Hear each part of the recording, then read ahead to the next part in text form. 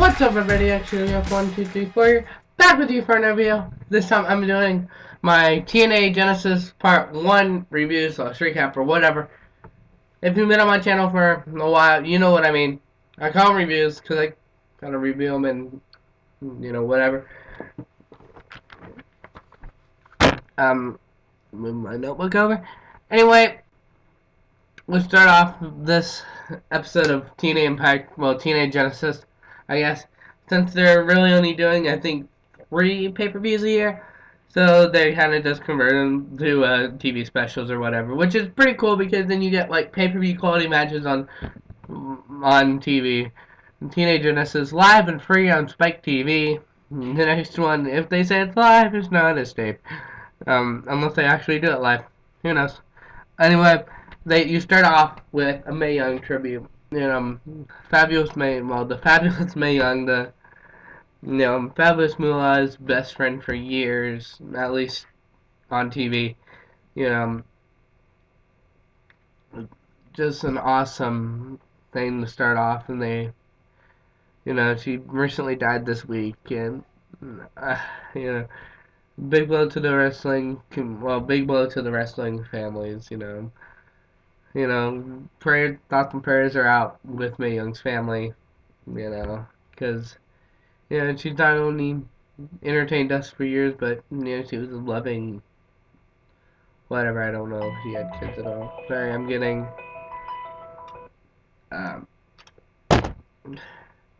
message from Facebook, yeah.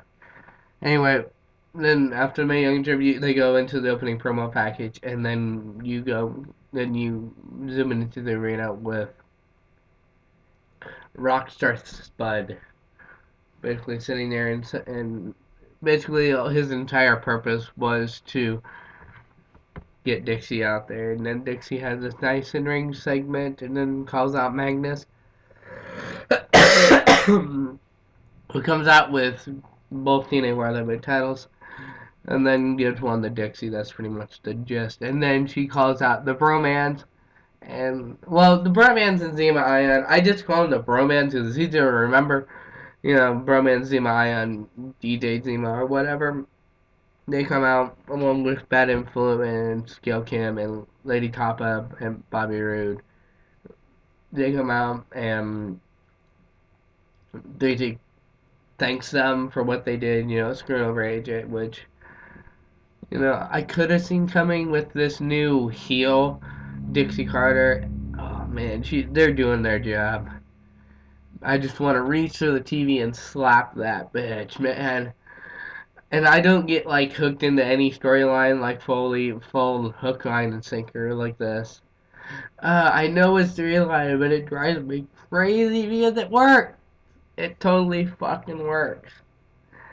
Then then she's like, let's bring down EC3, comes down to the ring, starts saying something, then Sting arrives in the building and saying, we are taking this company back, and Dixie's like, who are we? All I see is you. Then Storm, Gunner, ODB, EY, and Joseph Park and Samoa Joe come out from the back and start to fight the Bromance, Bad Influence, Gail Kim, Lady Tapa, and Bobby Roode, alongside Sting. Well, they're not fighting Sting. Sting's on Team Sting, whatever. Sting's group.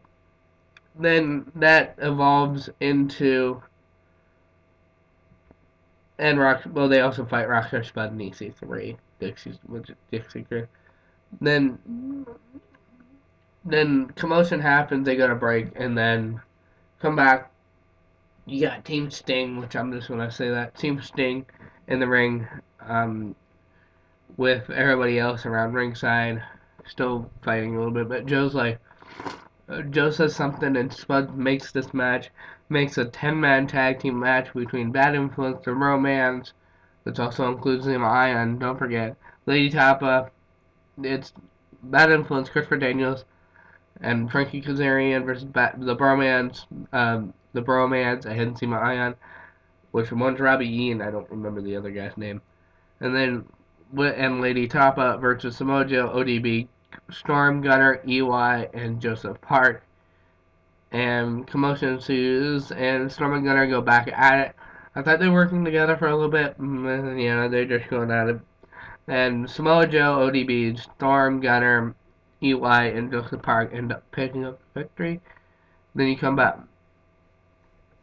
Then you go back stage and you see Velvet Sky talking to Austin Aries, and then Austin's like, I better go. And then then Sabin walks up and says, What were you talking to Austin Aries about?" And then it's like, "Okay, we're gonna settle it." You Sky's trying to get out of it. Oh, it was nothing. Nothing that concerned. And it's like, "Well, we're gonna talk about this. We're gonna talk about it in front of the whole world." And then I can't remember if this was before or after the commercial break. We have Storm looking for Al Snow or Dixie Carter, because last week Kurt Angle got shoved out of the arena because he said there was a family emergency. So he took him from one of them. Then you come, I believe it's come back. Yeah, you come back from break, from the commercial break, and you have Sabin and Chris Sabin, current Activision champion, and Velvet Sky in the ring talking about blah blah blah whatever. I can't remember the actual segment. Then Aries comes out, basically says, "Okay, I want to challenge next week, me and you, Exhibition title." And Velvet's locked in the cage, so she can't do your dirty work. That's probably pretty much the entire point of that segment. And then they go back and forth, and of course, um, Chris Sabin said yeah, Velvet Sky said yeah, I'll be locked in a cage, blah blah blah, whatever. So it's Austin Aries versus Chris Sabin next week for the X Division title with Velvet Sky locked in a cage at ringside. Then you come Angle backstage. He's looking for Al and Dixie again. Whatever. Then you go to break, and then you hit this random backstage segment, which, if you guys watched it, sorry I'm moving so much, but if you guys watched it, you probably know who the guy is. I haven't watched TNA all that much. I actually have more TNA reviews up on my channel now, but I haven't watched TNA for the past couple weeks, so I just haven't been able to. So I just put a random backstage segment between, I believe it was Simon Diamond and some talent, and I don't know, but you know, then we cut to EC3, Eric Carter. I want to say Eric Carter. It's Ethan Carter the third backstage, being like, "I'm a Carter. I can beat Sting." So then Magnus walks up, says, "Yeah, I was in your place 5 years ago. I like 3 years ago or whatever." They have a little back and forth segment. Then you move into Bully Ray, Mr. Anderson, in a no disqualification match. Awesome match. Probably the only thing is Mr. Anderson did the whatever his it's basically a rolling senton, well rolling Samoan drop, I believe. Yeah, he has some name for it, and he might checks him on barrier twice and almost like and goes for a fire table spot, but yeah, that's it. That's and then Bully Ray hits the pile driver and ends the match. Bully Ray picking up the victory in that match. A very good match, because they're building these guys up and they're building this rivalry up. They're still getting the guys to do matches, but they're building it really slowly, which is something that we hardly see in wrestling nowadays. Everything's like, they built Rockzina one for a year, well, almost a year. From the night after WrestleMania 28 and 7 to WrestleMania 28, they built it. You know, some here, some there. You know, Rock appearing. You know, saying, "Hey, you know, promos on Xena," and that was amazing. They build if they build stuff slowly, they get the person, you know, they get these persons involved. They get them all, you know, like you want to finally see that. Yeah, you want to find in this. I'm guessing they're just gonna boy right keep beating Anderson, keep beating Anderson. Then when Anderson finally wins, we're all gonna be yay, you know. You know.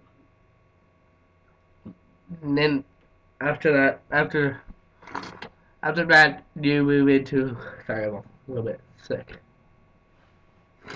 You move into a Kurt Angle backstage segment saying, you know, he finally goes into what I would assume is catering, and he finds out. So it's like, ow, what? Who told you? You know, who made up these lies, basically, and, you know, to get him out of the arena last week to not help AJ, apparently. And then he's like, well, I have a family to feed, Kurt. I have a family to feed.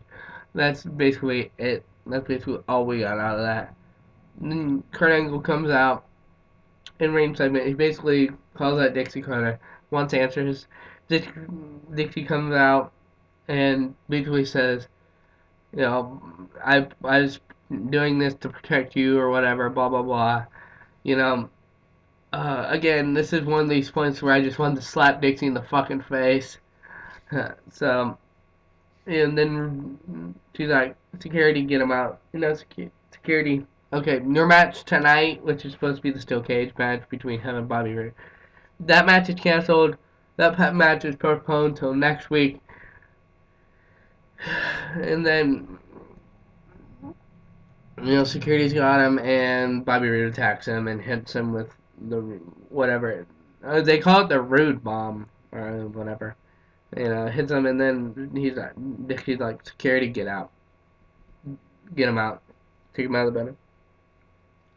Then you have Madison Rayne, who's facing Gil Kim for the TNA Knockouts title tonight. Interview segment, but Lady Tapa shows up and is like, "What am I supposed?" And she's like, and Reigns is like, "Am I supposed to be scared of you?" And then Gil Kim attacks and says, "No, you're supposed to be scared of me." Then kicks her in the gut, you know, sells the injury all the way through the match. Then you get a Dixie and Earl Hebner match. He's like, "I'm going to go out to main event there. I'm going out to referee the main event now." Well, it wasn't now. It was I'm gonna get ready for the main event, and she's like, no, no, I'm gonna protect you, blah blah blah, whatever. You know, again, one of these moments I just want to slap the piss out of this bitch. And then you go in Madison Rayne versus Gail Kim with Lady Tapa for the Knockouts title. Honestly, I wasn't really paying attention to the actual match. All I know is Madison Rayne won, and is your new TNA Knockouts champion. Then you have a Sting promo, a Sting interview. Well, it was supposed to be an interview, but he basically takes the mic and says, blah, blah, blah, I'm going to beat EC3, whatever. And then you go back, and then you come back, and you see the American Wolf, Davey Richards and Eddie Edwards, I believe, yeah. Yeah, I believe it's them, the American Wolves from ROH, and Dixie calls them the Wolves or whatever. And I believe it's Davey Richards and Eddie Edwards. I might be wrong. Yeah, it's Davey Richards and Eddie Edwards. I believe I'm American Wolf. And they say, well, I'm so excited. But, you know, I've watched Dixie, like I've watched tapes of you guys.